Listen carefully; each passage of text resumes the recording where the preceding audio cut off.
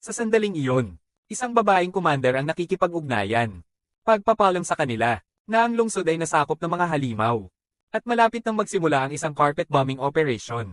Bago ang pambobomba, sila ay may tungkuling iligtas ang isang grupo ng mga mananaliksik. Nakulong sa malapit na laboratorio. Given ang Dan Forrester ay dating Special Forces Scout.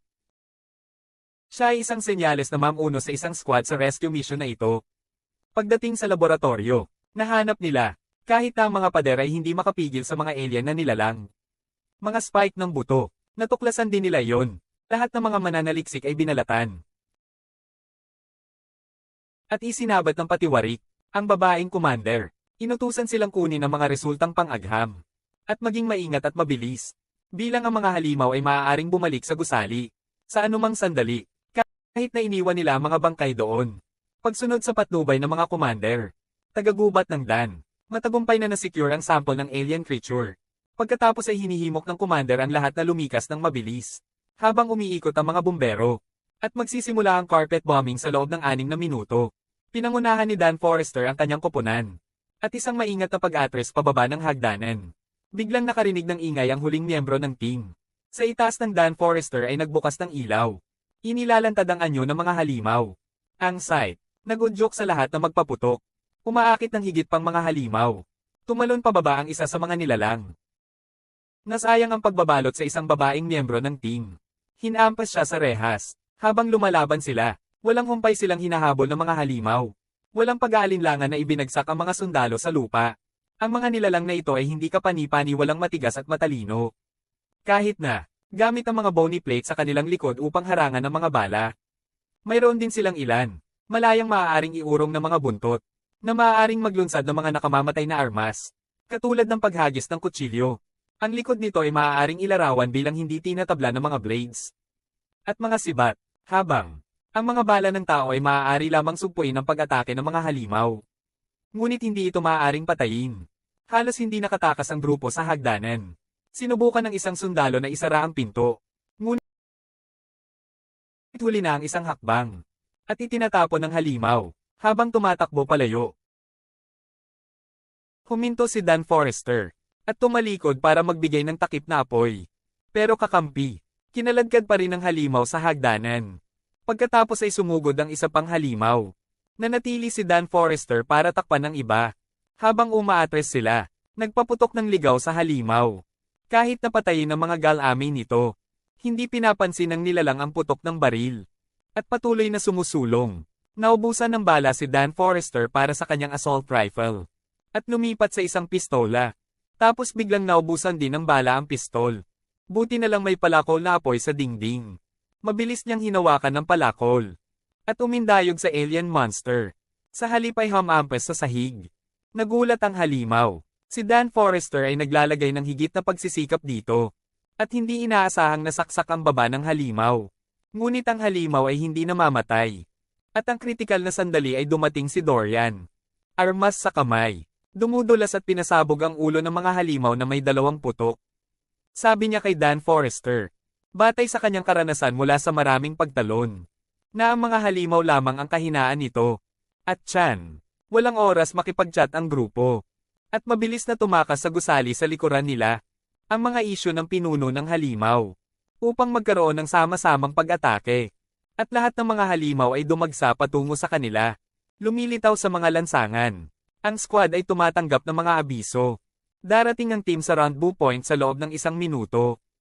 At magsisimula ang pambobomba ng mga fighter jet sa loob ng 3 minuto. Ngunit hinahabol pa rin sila ng mga halimaw sa lansangan. Kailangan nilang hindi lamang makatakas mula sa pag-atake ng mga halimaw. Ngunit din, umalis sa red smoke area ng carpet bombing. Bago dumating ang mga fighter jet. At ngayon, dumating na ang mga human fighter jet. Handa nang simulan ang pambobomba. Dumaan ang squad sa pulang usok. At sa wakas, nakita ang 3 homies na dumating upang iligtas sila. Tagay ang lahat, ngunit ang kanilang kagalakan ay tumatagal. Ilang segundo lang bago sila masindak. Mga alien beings yan. Alien beings na hindi kayang talunin ng mga tao sa hinaharap. Malakas sila sa pag-iisip. May kakayahang madaling i-flip ang isang 30 toneladang armored vehicle. At maaaring hilahin ng mga tao upang mapunit. At lumunin sila sa bilis ng kidlat. Na walang paraan upang umatras.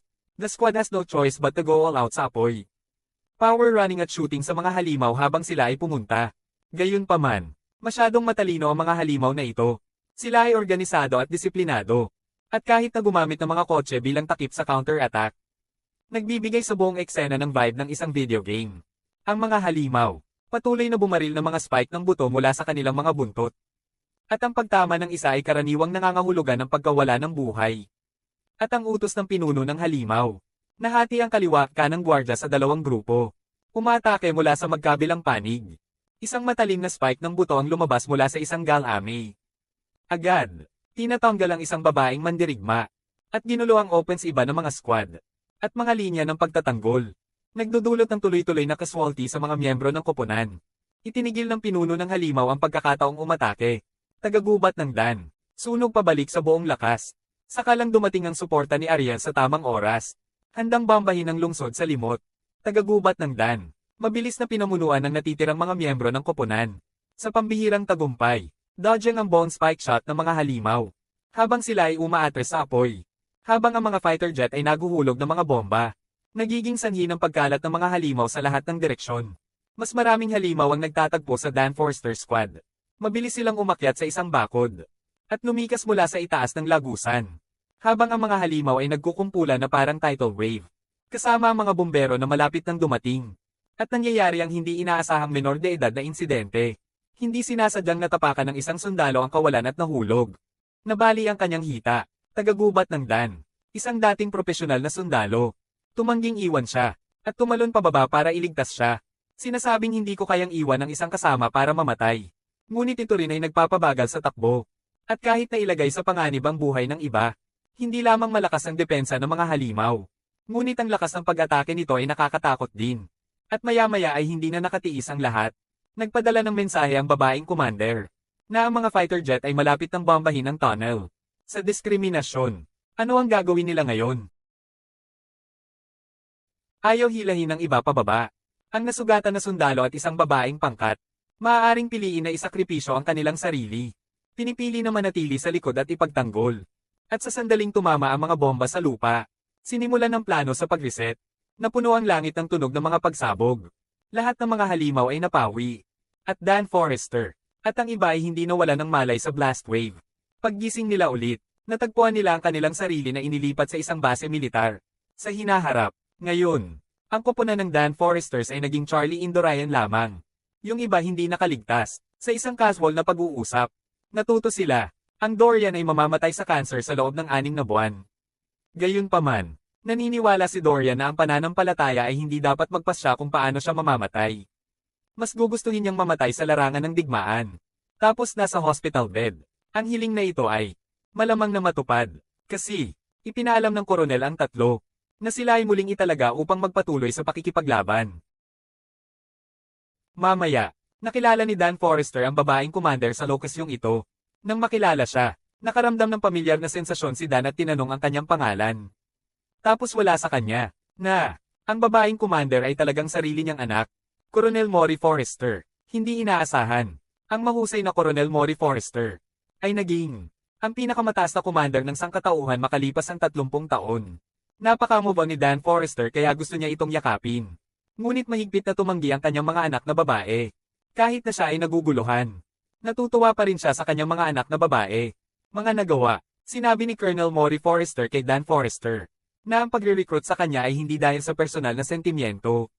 Ngunit sa halip ay makumpleto niya ang isang espesyal na misyon.